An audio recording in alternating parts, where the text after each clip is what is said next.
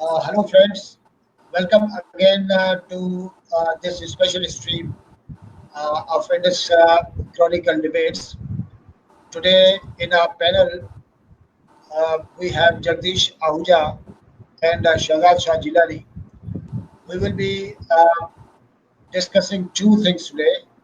Number one is that whatever changes we are seeing around the world and also in Pakistan, and also we will see some movement in this province of Sindh where we saw nationalist parties sitting together and discussing the situation which is in this province at the moment.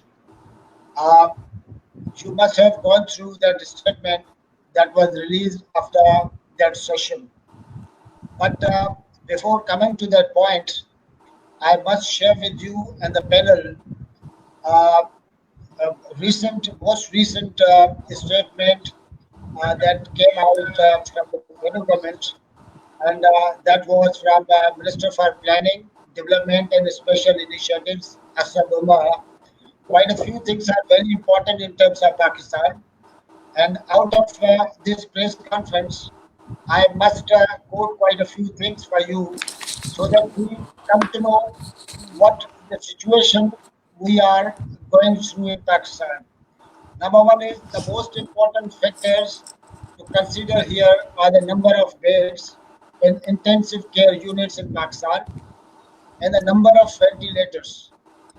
There are nearly 5,000 beds in ICU across the country, of which 1,500 are dedicated for the people other than COVID 19. Pakistan has 5,000 ventilators at the moment, and Asad Umar told the media today that NDMA is trying to import even more. This is a situation of ICU beds in Pakistan and also the number of ventilators. The registered number in Pakistan of the coronavirus cases has surpassed 20,000 at the moment. And let's talk about quite a few other studies also. And one of the study that I quote here in terms of diet is that one out of four Pakistanis are facing reduction of diet in Pakistan at the moment. A research by Pakistan Institute of Development Economics says between 20 million to 70 million people can fall below the poverty line, and also 80 million jobs can be lost due to the coronavirus. Let's see yet another survey that is from Gallup. It says one in four Pakistanis saw a reduction in their diets because of the virus.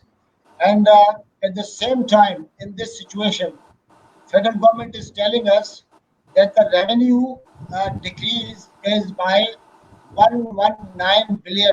It means 119 billion in just 1 month. Let me share with you yet another finding of a research which is done by Sustainable Development Policy Institute. It says some 1 million small organizations may shut down permanently in Pakistan. And you know the cost imposed by economic and social distancing may be large in terms of immediate deprivation and hunger. This is a situation at the moment in Pakistan, dear friends. Uh, we would like to see yet another issue also. If this situation is arising in Pakistan, it means Pakistan will also be a different country in terms of reactions. We will see many things in Pakistan also. Jagdish, let's begin with you. We have been talking about all these issues in our programs, and many people are saying that we will see many changes, many movements around the world. But the situation in Pakistan is also suggesting the same thing. What do you think? What the governments are exactly thinking at the moment, and uh, what about the correlation? What about the matching between their actions and the situation is on the ground? Situation is very grim, as predicted or analyzed by the WHO and Pakistani doctors.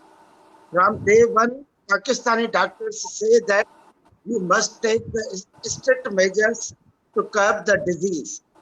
So, but here confusion prevailed in the ruling class of the federation. So they think that if we impose complete lockdown, then economy will uh, sink. As the as today Asad Umar presented the figures. 1 week before, Dr. Hafiz Pasha also presented these figures that growth will go to negative approximately 2.5, and he also presented same figures of the unemployment, industrial loss, everything. But there is no other way. If you have practiced the strict lockdown, just like Vietnam, just like New Zealand, there should be there was the possibility that you have come out of the lockdown within 14 days or 28 days. Now we are lingering on lockdown, partial lockdown, smart lockdown, and ultimately what we are witnessing that there is no smart lockdown. We are witnessing the smart martial law. Instead of smart lockdown, they have imposed smart martial law. Smart martial law is not the solution, neither of the political problem, neither of the economic situation. Here, wise political leadership is needed, and they pushed all political leadership of the Pakistan to the wall. Their, their own government of the PTI has walking in the troubled waters of the scandals. They have come in the power against in the slogan of the anti-corruption, and the whole government, pioneers of the all PTI government pillars, Jahangir Tareen, Amir Khusro, they in trouble. Government is already in trouble. So weak government can't take the strong decision. So if economy is going more and whole chip is going to sink, responsibility lies completely upon the rulers, visible and invisible rulers. There are no other path to save. On the one side there is fire, on the other side there is a sea. They are confused where to go. They find no path. This is what we have already analyzed. We are saying that they are walking on the suicidal path. Shahzad Shah Jilani, I shared with our viewers and also this situation. I think it's not new one, but the way I mean that number is increasing.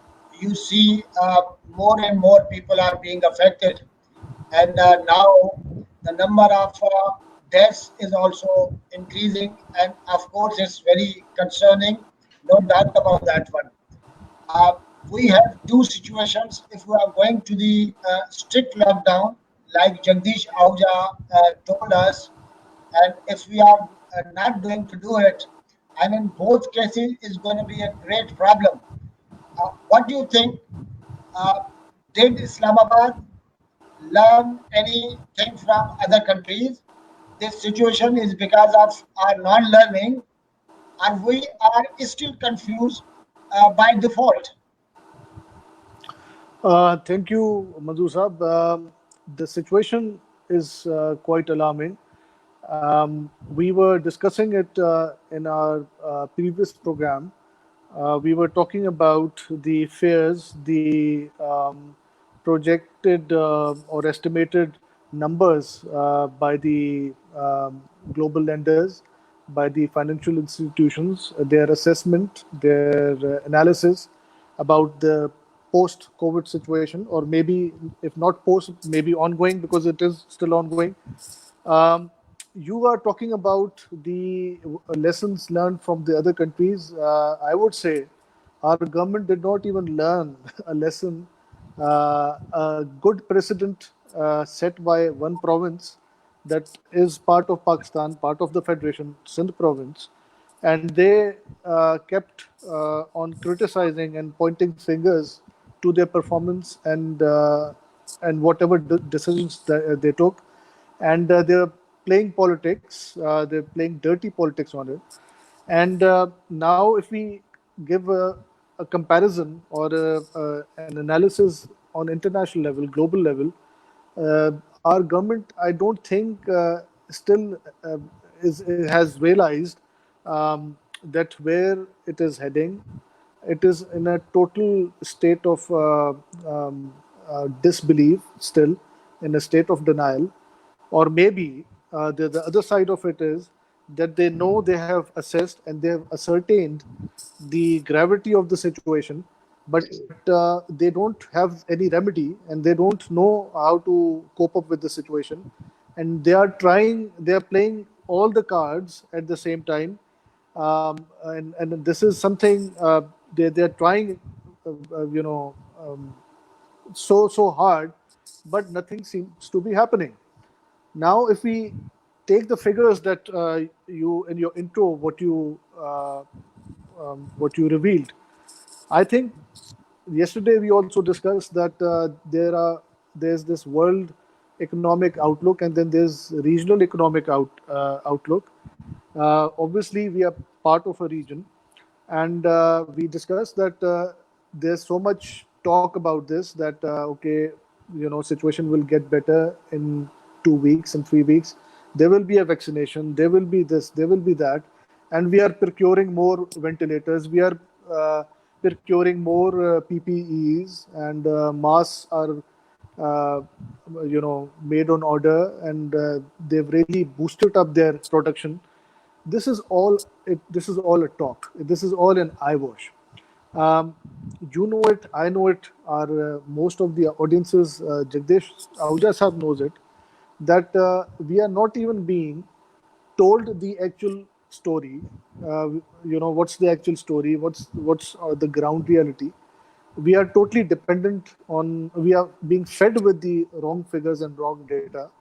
The dissemination of information, the state controlled, is something that I don't know, is becoming a laughing stock, because when I switch on a channel, a satellite channel, news channel, they are talking about something else. When I tune into the state run channel, they are trying to tell the nation that this country is going back to normalcy, this country is going back to its routine, this country is going to open up their businesses.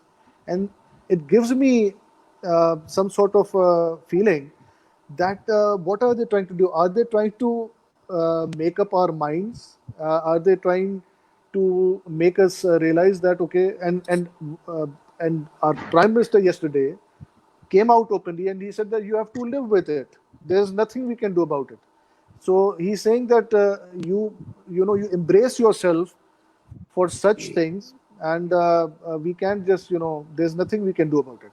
So this is highly concerning, that when after you are telling so many different stories to your people, at the end of the day, you come sit in front of the TV channel and say, "Oh, you have to deal with this. There's nothing we can do about this." I mean, this is not leadership. This is not the seriousness that you come out with when there's something, there's crisis, there's anarchy-like situation globally or maybe in your country.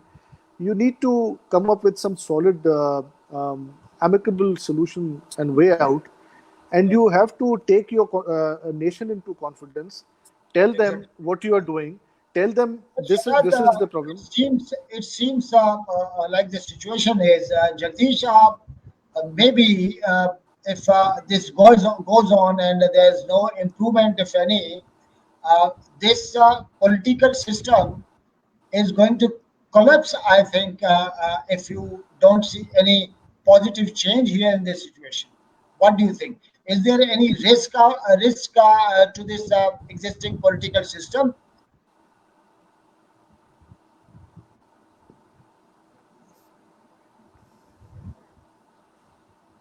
I think let me repeat it for Jagdish. There's a communication problem. Jagdish, can you hear me? Okay. I have to answer it. Okay. Okay. I think there are very much different possibilities. So I don't see the complete collapse of this political system. But you can't rule out any possibility. Constitutionally, they can't take over directly. Indirectly, they have already taken over, especially the induction of the Mr. Bajwa leads us to the conclusion that GSQ has taken over the all control and uh, uh, minute power which Imran Khan has. So they are going to make political arrangements. They are trying to talk with PP, with PMLN. Even they have talked to Shehbaz Sharif to make him the prime minister. And but no one can say that what are they going to do. Ultimately, we'll see what is going on. They are totally confused. Our rulers are totally confused. They can't manage anything. And I think this government of IK is the most inefficient.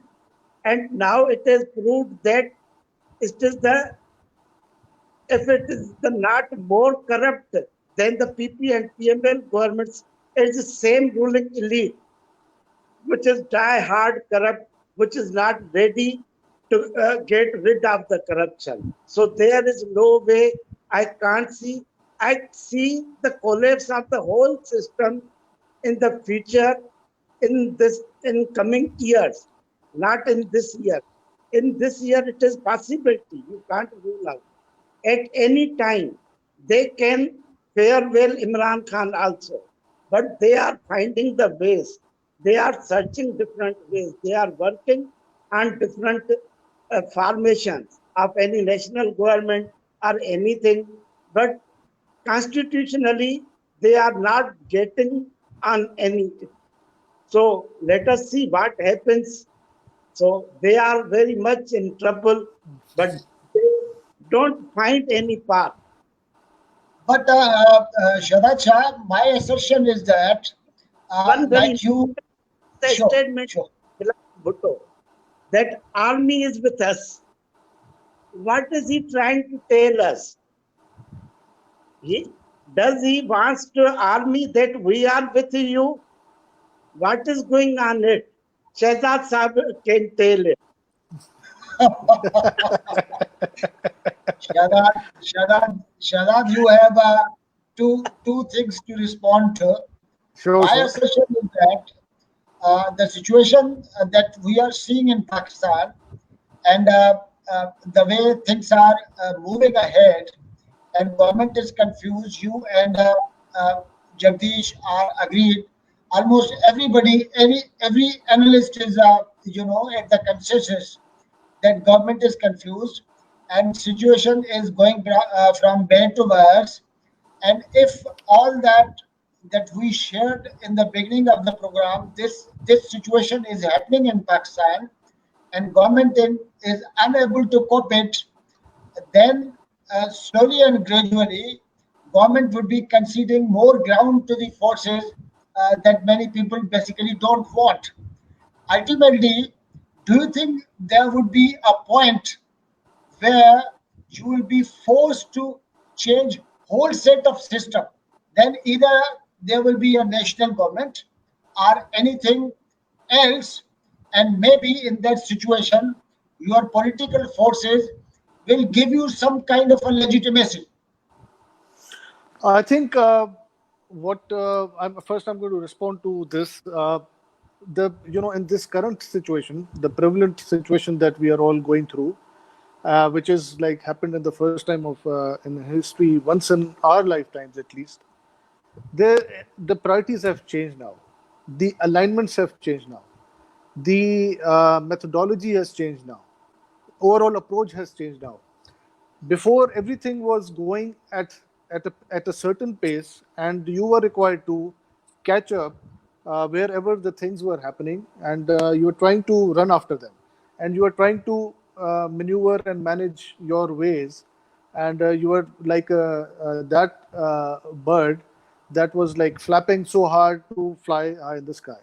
So this is in general. I'm talking about in the political scenario. I'm talking about in the corporate world, in our society, socially, and in general.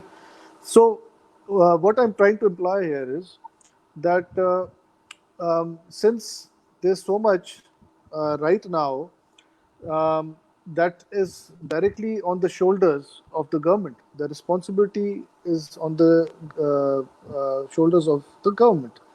If a government fails, then what's the option? What's the backup? What's the contingency plan?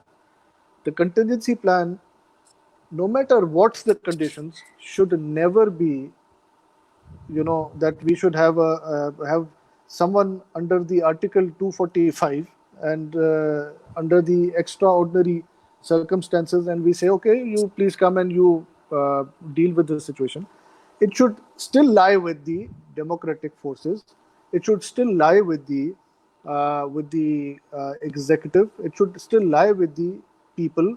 What do the people want, and what is their choice? How they want to help their government or their political parties or their respective like governments wherever in provinces at the center, and it should be the solution has to come from through them or and from them.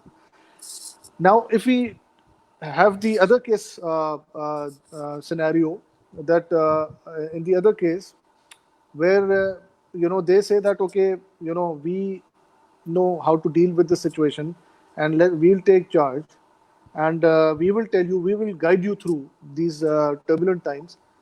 So I would still want to know that if that is the case, would they be compromising on their own resources? Would they be compromising on a lot of things that are to their entitlement and to their benefit at present? If yes, then I don't have any problem. But the fact of the matter is, it is not going to happen. It has never happened. We all know that it has always been the other way around.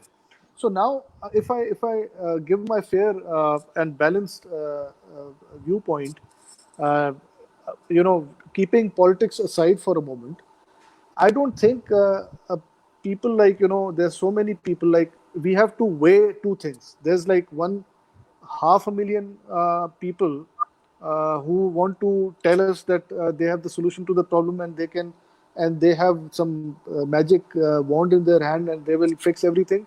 And then there are approximately around 40 to 50 million people who have voted and who have elected people with the hope that they have solution to their problems. So uh, the mathematics is quite simple. That here you have like 500,000, and there you have like close to 50 million people. So I think we have to respect the, the the it's quite. Sure, that principally, I mean, we can say that, but in practice, whatever is happening in Pakistan is no secret by now. But what I'm thinking is that if a situation is really going to a very, very worse kind of a picture, then what options do we have in Pakistan, Jagdish? I mean, let's make some scenario. Scenario number one. What would be the scenario number one? What would be the scenario number two? What would be the scenario number three? Because let's suppose, assume God forbids, you see many people dying, and your health system is overwhelmed, you have less resources to cope all that eventuality, then what would you do?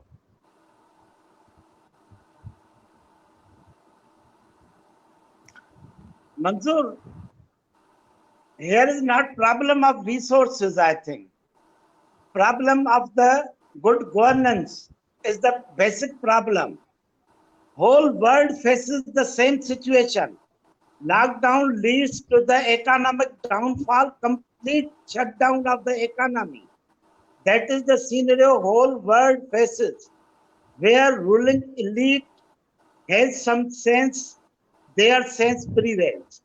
Where their senseless persons rule, there is no way to get out of it. So they are making more troublesome whole situation. If if our if our deep state scenario I think Pakistan by this time, many things are proved, and this aspect is also proved by this time, Jagdish. I think that's because of the reason we are, facing such a situation. I mean, there is a consensus in Pakistan that the wisdom we were expected to witness in this country is unfortunately not present here when you have such set of rulers. And what do you expect from them? Another thing is, you have Pakistan People's Party and PMLN, two parties who have vast experience of governance, and many people are claiming, if you would not use word claim, but many people are sensing that they have signals. Okay, listen, please wait for a while. Let's set a stage, and then we'll go through it. hello, Can you? Okay, hello, there is Uh, disruption. okay. okay. Shadad, I think you should respond, and hopefully communication will be through with Sure, Jagdish also. sure. Now I'll tell you one thing. There is something. I'm going to connect this with your question as well. uh, the time has come, and this has never happened in history. What has happened in the history in the past, it was like a specific agenda was, policies were made, ideologies were, reshaped and repackaged and remarketed in the name of religion, in the name of boundaries, geographically, in the name of reclaiming the land and etc. But this will be the first time in history that whatever, especially talking about the underdeveloped countries, they will carefully look at the global trends. Global trends, when I say, I mean that what is going to happen in other countries, because we in Pakistan, we are not the only ones to be, we will receive a major hit in terms of economic crisis or financial situation will get worse. But there are other countries who are already, as we discussed yesterday, we discussed the Arab economy, how they have started to suffer, and we are expecting a major turmoil.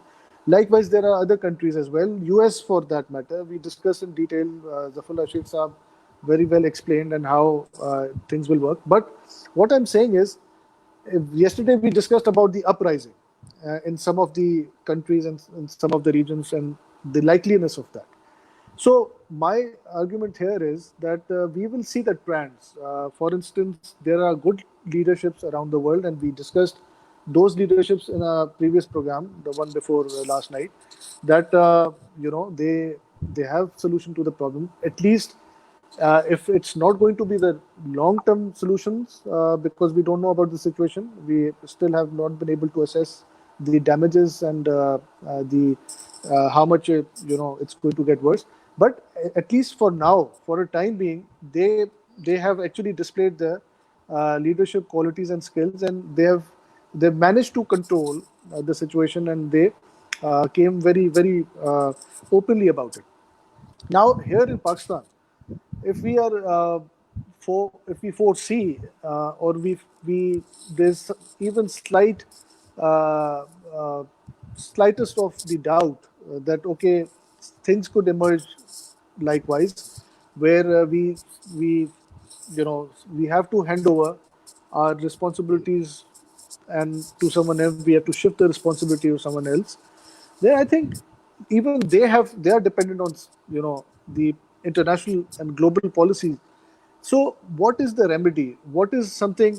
And as Ahuja Saab mentioned earlier, that the people who are more experienced, their experience with when it comes to politics, when it comes to governance, but nobody is experienced to deal with a pandemic like coronavirus, the COVID-19. Nobody is uh, really trained to deal with this situation, or nobody. This is something highly unprecedented. So I think it is about the evolution. It is about how slowly and gradually things progress in what direction. And my fear is, this is my own observation. I may be wrong. Maybe you have the right to disagree. But what I foresee is that in from 6 months to a year, as you said that you quoted our Federal Minister Asad Umar, that sizable number of people in Pakistan will be below the poverty line, and Pakistan is already the indicators are worst when it comes to that, and then the poverty level in Pakistan, we are very well aware of that. The population, it has swelled over the period of years, and I still dispute. And if you remember, we had a talk show some years ago um, on the population census. We don't even have accurate figures of that. So everything, the Federal Bureau of Statistics, the figures they quote, even I doubt that, because we don't have exact data available. We don't even know how many number of cases of corona patients positive, recovered, how many died. Now there are so many controversial information, news stories coming up and being shared on social media that uh, th- someone passed away, and it was with some illness or disease, and his name was That's written only that so that I'm talking about number one is data. Of course, the credibility of data has always been a big problem in Pakistan. yes. But Jagdish, uh, the situation we are talking about, uh, the figures that are coming out, I don't know how exact they are, but if 30 to 70 million people are doomed to go under the poverty line, then you have a huge problem in this country. I mean, I'm not talking about Pakistan People's Party or PMLN and how they'll be able to handle it, but even you talk about countries' powerful establishment, they must be thinking about all these issues. The more poverty you have got in this country, you have more vulnerability, and you have more challenges to the Pakistan security. So, in this specific situation, you need to go towards a specific and a special arrangement. If Imran Khan and his government is unable to handle all that situation, then ultimately there would be a stage, there would be a time, then you are forced to take some decision which will not be traditional. What do you think about that? Yes, they are already engaged for the alternate political arrangement. I think deep state is already uh, talking with the PML and PP and all other political forces. Today, they need the mature political leadership. So, and I see the statement of Mr. Bilawal Bhutto in this direction, and he has given his a positive gesture that we can make arrangement with you. And look, what PMLN is doing.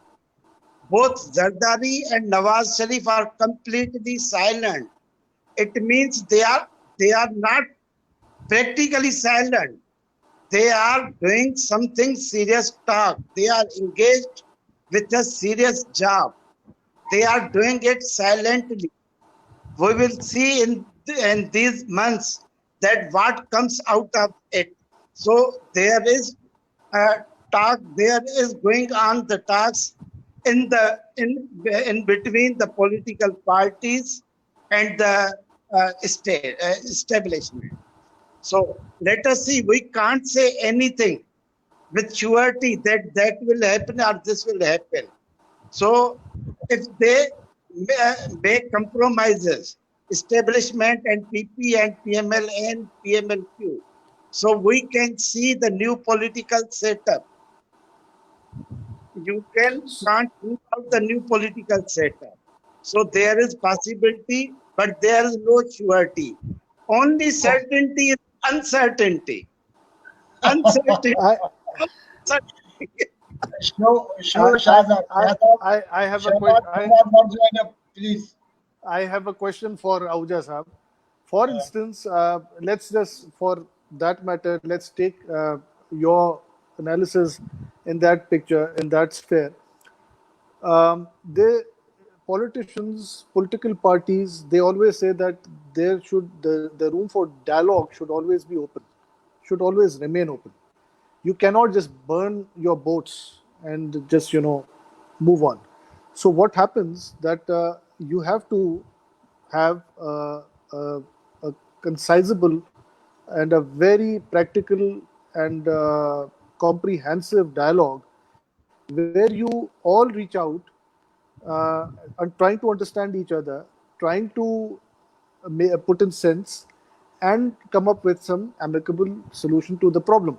For that matter, what you keep on saying that Chairman Bilawal's statement indicates or is an open admittance that okay, we are willing, we are compromising. So don't my humble submission is don't take that as something as a compromise that okay we have given up or we just we're trying to work out a deal in our own interest.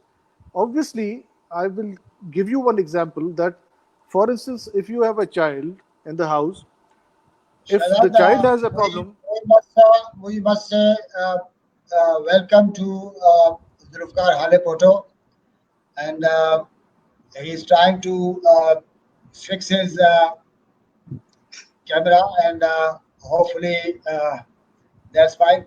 Zulfikar, I hope you can listen to us all, and welcome to the program. Jagdish Ahuja and Shahzad Shah Jilani are already here. We waited for you, and we knew you were doing a very good job of distributing ration in Hyderabad, and we will have a good opportunity to know about the situation there in Sindh's second largest city. Welcome to the program. Thank you, sir. welcome, sir. It's pleasure is absolutely mine to have these wonderful friends. I Thank I'm you. I'm really missed. I have missed some of the very valuable comments, but I listened last clip of Shah Saab. So thank you very much for taking me on board with friends. Thank It's you. a Shahzad, great pleasure I to think have you, sir. Yeah. Same here, sir. you should complete that your take so that we should Right. go to So, Zulfikar, and we sure, have sure. many things we have waited for Zulfikar to come from him. Definitely. I'll just be very brief. So I was, Auja Saab, my concern was that you keep on saying that there is something going on, something fishy going on in the background, and both these parties, PMLN or PPP, are trying to work out a deal, trying to have some sort of discount. I think in if you take a look at the history of our country, there has always been negotiations in the background. There has always been bargaining, and it is for some it is done in someone's particular interest, and in many people's view, it is done for the larger interest. And the larger interest, now it is a long and lengthy debate. The thing I was pointing at was, if you have a child in the house, a child has a problem in the house, who is the child going to go to? Obviously, the child is going to go to the elder of the house, tell the problem, and try, and just, work it out. I don't think that the child is going to go to the neighbor's house, that, okay, uncle, I have this problem, please, solve it or fix it. So this, I If just want to put. somebody is sending child to the neighbor's house, I don't know, Shahzad, that might be a case of I am not coming to you, no, I am not sure. statement of evil. I say that it is the indicator. Look, Okay. uh, People's Party and military establishment, both are now power corridors since 12 years. They are ruling partners. So they are They are ruling partners. Okay. Coming to, I think Jagdish needs to re-sign in. Zulfikar, thank you so much again. Here, uh, what we were discussing quite a few things. Pakistan's situation is, no secret in terms of COVID-19. And at this stage, we were talking about some new arrangement in Pakistan, like new political arrangement in Pakistan, because people are saying, like, Jagdish and Shahzad are of the view that PTI alone is unable to cope up all that situation, and there are some indicators that there may be some change in the political system. You are in PTI also, and you are a good analyst also. Please brighten us. What is happening on the political horizon? Are you also seeing some changes like Jagdish and Shahzad Shah Jilani are suggesting? Sir, I missed major portion of the discussion, but what I understand from the last comment of Shah Saab and then some intervention by Jagdish Saab. So my personal view is that we are in a serious crisis, though it's a very conventional sentence, and from childhood we are hearing a lot, often discussed by almost all politicians and policymakers, that we are in trouble. But I must say, unconventionally, that we are really in a great trouble. Trouble in a sense that Pakistan is not an island. Pakistan is part of global community. So whatever on COVID-19, whatever global community is thinking, whatever protocols global community is deliberating or talking upon, Pakistan has to follow that. But unfortunately, even being part of federal government, I have noticed that from day one, the federal government has somehow missed the opportunity to understand the global protocols and arrangements. And we had our own understanding of COVID-19. Initially, we said that only discipline can resolve our issues, and only 80 plus people will die, and the mortality rate must not go beyond 2%. So that was the understanding at the initial stage. So that was an alarming state of affairs even for the global community, who were looking seriously on our region and specifically to our country. So that was the start. So start was not so serious, and when your start is not serious, then you see, then things go get overlapped, and then the issues were confused by the respective governments. For example, initially we said there is no need of uh, lockdown or any curfew like situation. Then later we realized that situation is not that easy and is quite serious. So that was the start. That is the position on COVID-19. And now we are asking provincial governments to take their own decisions, but simultaneously we are pressurizing provincial governments to follow the federal government instructions. And when the federal government was saying that there is no need of lockdown, the KP and even the Punjab government, they were of the view that situation is serious. So somehow, even I don't doubt the intent of the honorable prime minister or the people who are running affairs at the federal level. I don't doubt their intent, but somehow we failed to understand the importance of synergy and a collaboration between the federal government and the provincial government. So that through this way, the confusion and the political tug of war is going on between the tug of war is mostly between federal government and Sindh province, because the rest of the provinces are run by the PTI or the allies. And on the political front, I think Jagdish Saab must have already told you guys that what happened yesterday at Jalal Shah's residence. So on political affairs, I think even very arch enemies of PPP, the nationalist parties or other anti-PPP elements, they were on a broader consensus that at this point of time, when there is an emergency in the country, when the entire nation is fighting against COVID-19, there is no need to discuss the political affairs of federal government or even the federal polity or the federating units, whether it is NFC or 18th Amendment or other affairs. So I feel happy when I joined them yesterday, and I saw that everybody was, though there were parties who don't, they don't recognize Pakistan. They are separatists, or we can call them, they are people who are fighting for independence. But at this point of time, everybody was of the view that uh, looking at the COVID-19 situation, there's no need by any government to discuss the issues which are more uh, constitutional and legal, and which are more related to the federal units, and they could later settle these issues when situation is peaceful or the political environment is stable in the country. So that is the overall Okay. situation in my Uh, view. I think, Zulfikar, we should go to Jagdish also. He was also there in that meeting that you referred to, and we were to come on that issue in this part of the program, and that's a very right time. It's a good time that you appeared here. Jagdish, introductory as an introductory note, Zulfikar shared with us whatever happened in the meeting.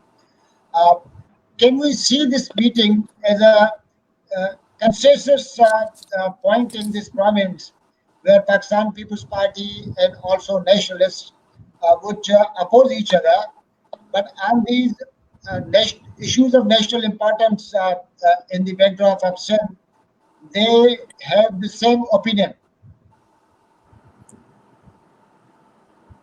Mansoor, yesterday, third front,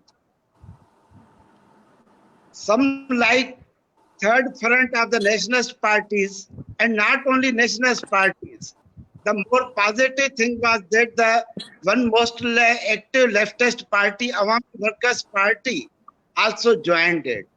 So all progressive forces and nationalist forces, social workers, and political intellectuals. That was the meeting of the across the board Sindh those forces, Sindh friendly forces, progressive and nationalist forces. That is the good sign due to Corona. Once I said that at these times of trouble, these times of anarchy will provide the golden opportunity to the positive forces. And yesterday, a new, very much balanced approach come out of it. All participants uh, spoke their mind very frankly in a very democratic way, and all all participants' opinions were included in the final statement. So there you have studied the last press conference and press statement. We have calculated, analyzed the role of the Sindh government, role of the federal government. Whereas we appreciated that Sindh had laid global parameter of lockdown, but lockdown is not the single thing. lockdown is the essential thing which comes to the welfare policy, where there is lockdown, state becomes responsible to reach out the people on their doorsteps.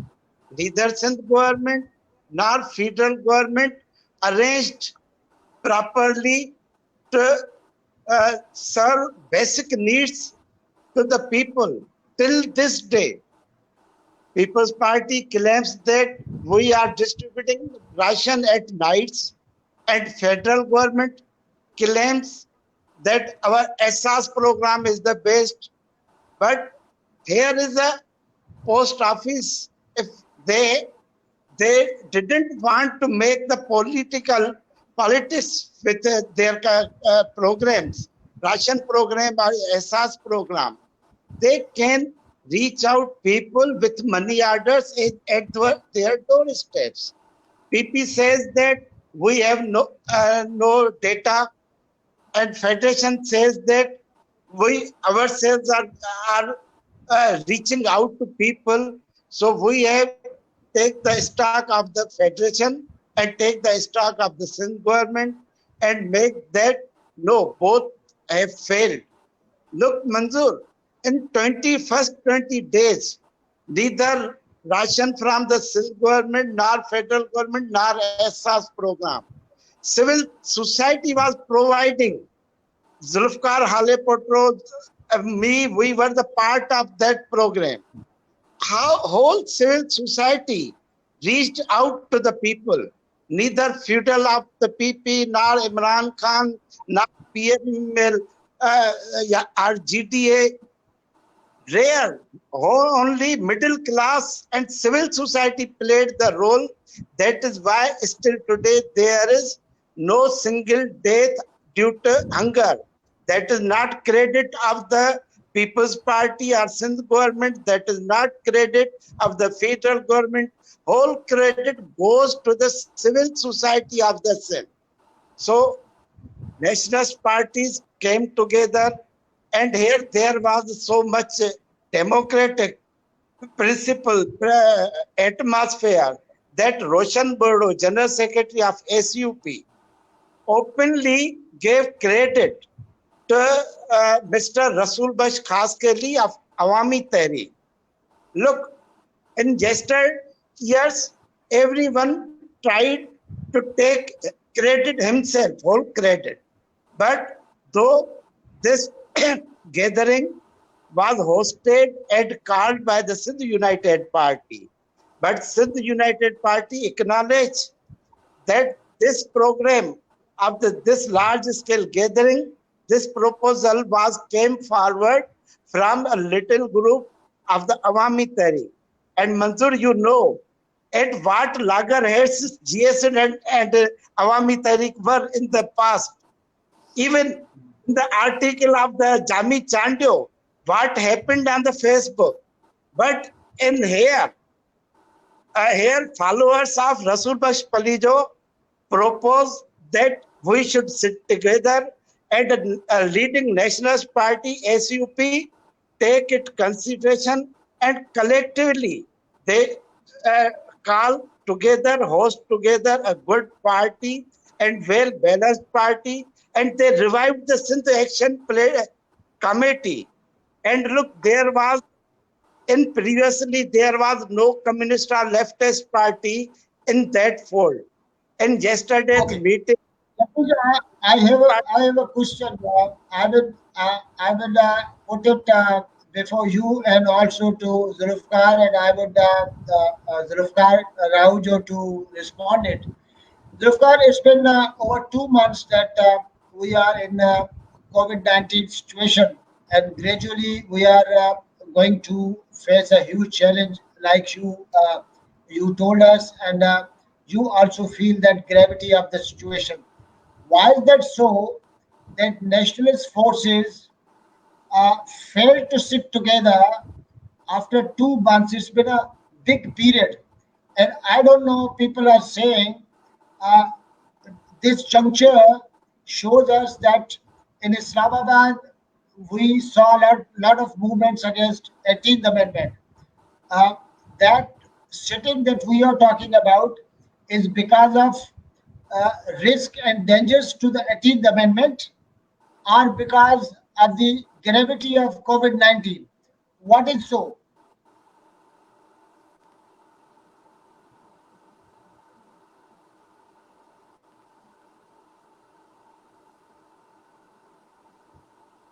Voice, there is a voice problem. Yes, I Manzoor Singh. I think as far as the issue of assembly of nationalist forces and parties is concerned, I think they often meet. I mean, for example, we both are witness.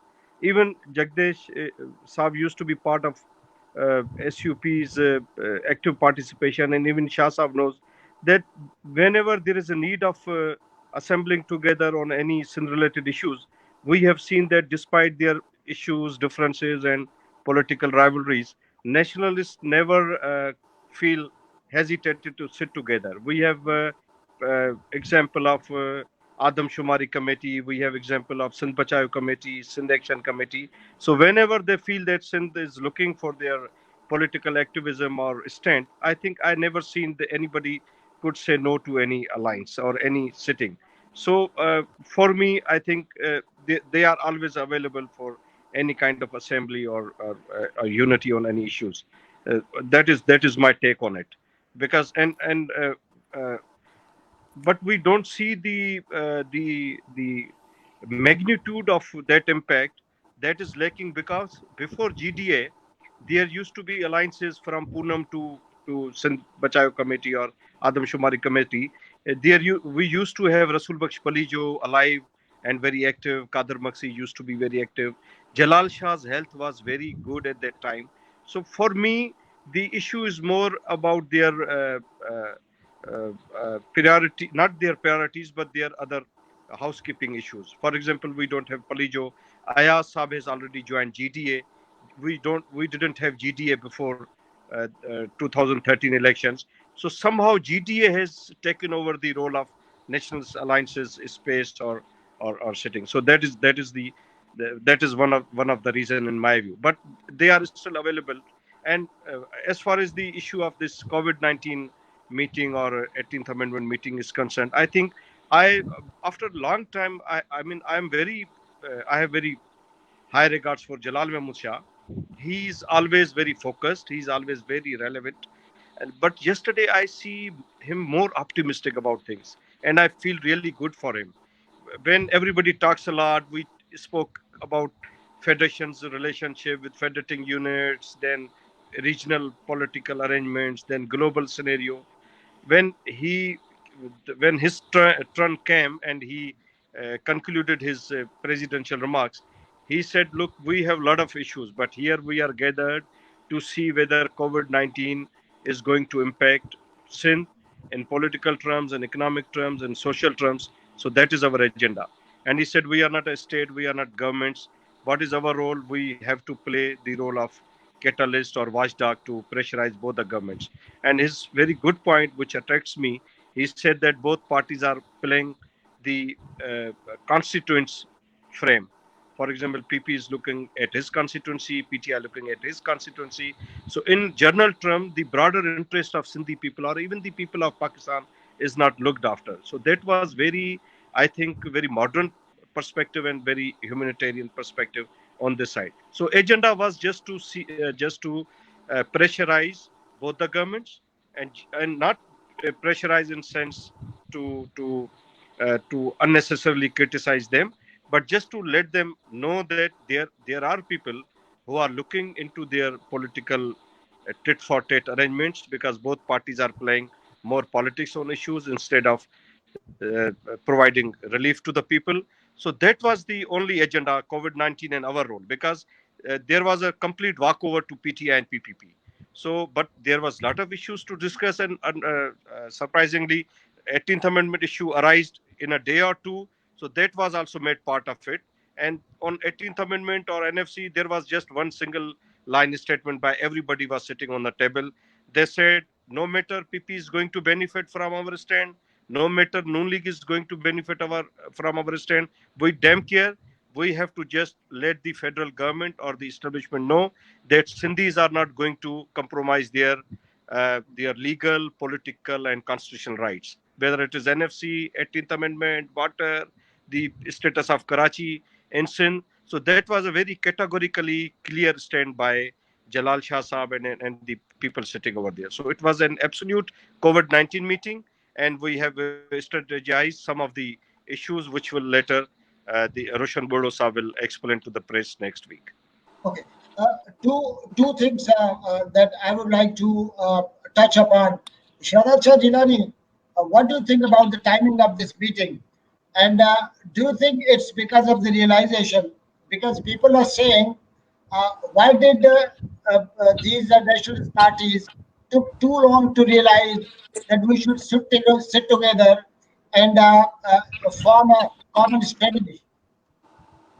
I think it should be taken in a good taste, and I'm not very skeptical about it because the reason being the nation, entire nation, and political parties, each one of us, took some time to understand the situation.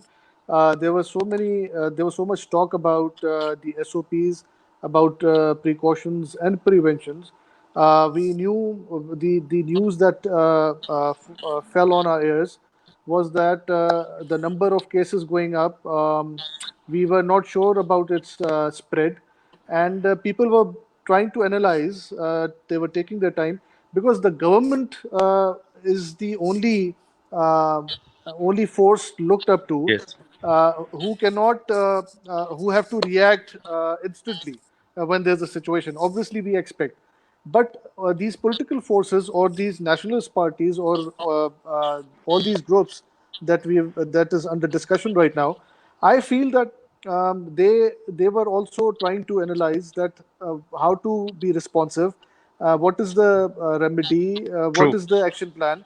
So this is still, I would say that it has come at a time that it should be considered timely, because situation is pretty much, we are all aware, we know about the pandemic, about its various factors. We also know that where the governments stand, the federal or the provincial government stands, what needs to be done, what on the health grounds, medical grounds, how things are being managed. So after a careful assessment and evaluation and looking at things, they have probably come up with this, and whatever it was, whatever was being discussed there, um, I think it should be taken positively. Another thing that I would be more interested in, as Ahuja Saab in his analysis earlier said that the civil society came out, and Zulfikar Saab and Ahuja Saab are very proactively participating in the relief activities or trying to help out people. But Ahuja Saab did not mention that the parties came out. He said that it is the civil society, members of the civil society. Like we are talking when we're talking about Zulfikar Halepoto Saab, we are not looking at him as the PTI. Please correct me if I'm wrong. And likewise, when Jagdish Ahuja Saab is participating, he is not participating as SUP. He's participating in his individual capacity. So this is something, again, I would say that I will not be skeptical about this as well. Even the individual effort or individual whatever you're doing, each one of them are doing on their part. It is a blessing in disguise both. Like if the party owns, then they did something. If they don't want to involve the parties, they not under their banner, then still it is a blessing that at least they had the realization. They came forward, and they were out to with their people, trying to help them out. Now this is like, I leave it here.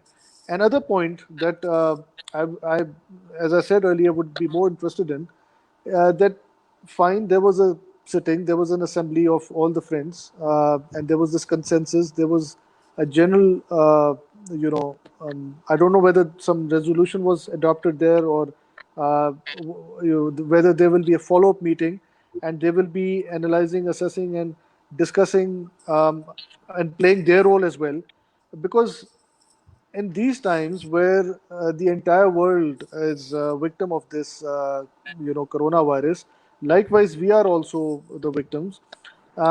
There is a dire need of a collective wisdom, you know, collective effort, and everyone should join in. And I really welcome the statement by the chief of Sindh United Party, Saint Jalal Mahmood Shah, that look, this is not the time to play blame game, but this is a time that we should look at the deficiencies in the system, and we should look at where the governments lack while they dealing with this pandemic.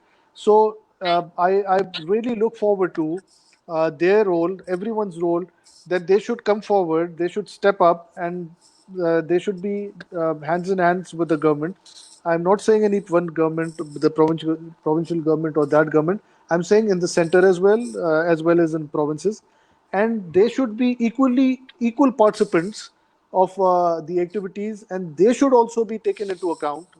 And this is my personal opinion, that my party should also have consult them and sit with them and ask them, okay, you also have certain amount of representation, no matter if their representation is not there in the parliament or the assemblies, but still they did Shadab, parts. at the same time, it's manifestation that Sindh may be the only one, the only one and the only province where you will find a consensus between parties like People's Party and Sindh United Party.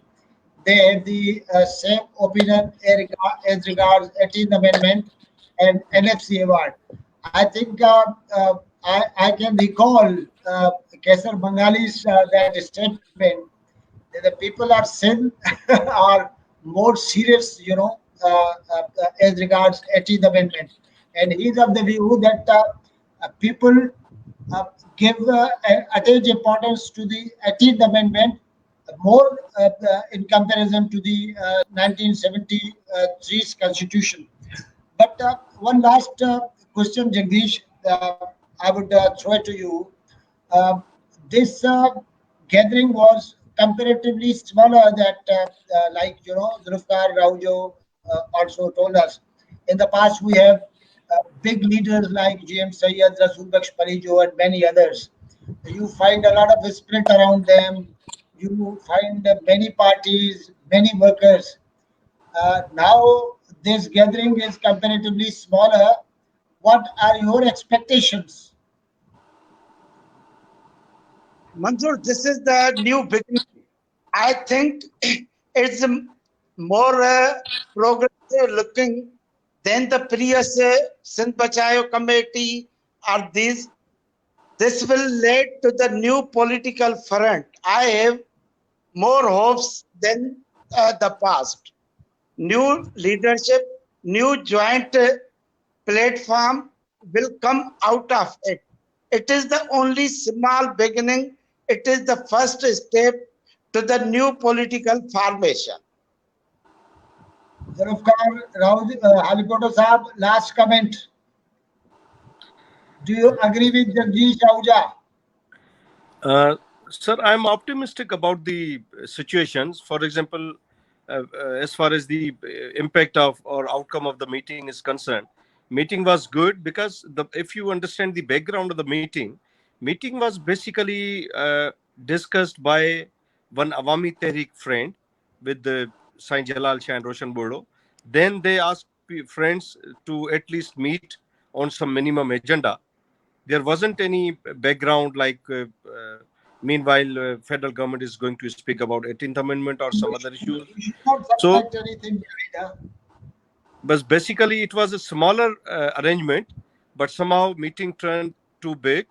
But if you look at in today's dawn, the entire resolutions are there in dawn, so the outcome was good. What I understand and I feel this more good for rest of the nationalist political parties, that even before discussing the agenda, everyone was following social distancing, having masks, gloves in Good. hands, not shaking hands. So I asked Sai Jalal Shah that Sai, no matter whether agenda is going to be fulfilled or not, but to that matter, the event is successful. That we nationalist parties are more known as, violator of social norms and culture. So at least at this point of time, even Niaz Kalani was not having any handshake with anybody. He was following completely PP protocol. So for me, it was a successful meeting. But I must say at the end, Manzoor, that even we, being part of the PTI, I'm part of CC, and I'm part of a lot of WhatsApp group of internal party systems. They know, like Musharraf, like Zawlak, like when Asif Zardari Sahab was president or Nawaz Sharif was prime minister, they know that Sindhis are not going to compromise on some of the very fundamental issues of Sindh, no matter whether they are in functional league, they are in PPP, because that is more about their interest of their motherland and their being the pioneer or the father of this federation. Because Sindh was the province or federating unit who initiated that resolution. So that is a very loud and clear message. And even in yesterday's meeting, Jalal Shah Sahib has very categorically said that no matter which party is going to benefit from our activism, but on these issues we are not going to compromise at all. Good. Thank you, Zulfikar, and I think we all must appreciate Jalal Mamusha and others. And standing by Sindh is definitely one of the topmost responsibilities of nationalist parties, and we do expect from Pakistan People's Party also that Pakistan People's Party having a base in this province, and Pakistan People's Party is ruling just on the basis of Sindh, and People's Party will be taking care of the interests of this province also. Thank you so much, Zulfikar. Thank you so Thank you, much, sir. Shahzad Shah Thank Jilani. you. Thank you so much, Thank you. my dear friends. I You want heard to the. note at the end. Uh, Sorry. I want to make a lighter note at the end. sure, Sure, sure, sure, That sir. Sure. sure. what Zulfikar Halepoto has witnessed the followings of the SOPs. That was the role of the invisible government. Domestic government, invisible government. So invisible government is everywhere visible. Very true, sir. Very true. Thank you so much, friends. So Goodbye from this. Ahuja Sahab was the showstopper. We will, again be appearing on this stream tomorrow night.